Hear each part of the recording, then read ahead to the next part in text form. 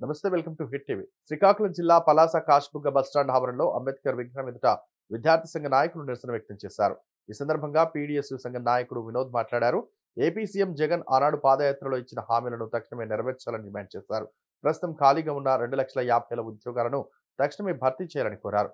ప్రతి ఆట జనవరిలో మెగా జాబ్ క్యాలెండర్ ఏమైందని ప్రశ్నించారు.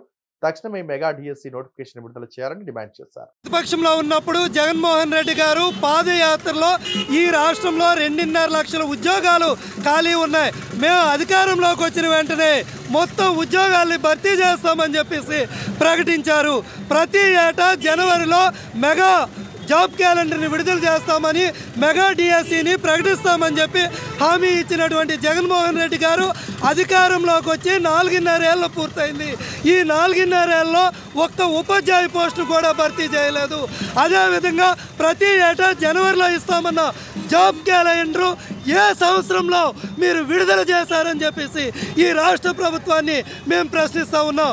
ఈరోజు రాష్ట్రంలో వివిధ ప్రభుత్వ రంగ సంస్థలో ఖాళీలో ఉన్నటువంటి 2.5 లక్షల ఉద్యోగాలు వెంటనే భర్తీ చేయాలని, ప్రభుత్వ రంగ సంస్థలు అమ్మకాలు ఆపాలని చెప్పేసి, నిరుద్యోగ సమస్యని పరిష్కరించాలని చెప్పేసి పీడీఎస్యూ విద్యార్థి సంఘంగా రాష్ట్ర వ్యాప్తంగా నిరుద్యోగ సమస్య పట్ల ఆందోళన కార్యక్రమాలు అనేవి నిర్వహిస్తూ ఉన్నాం.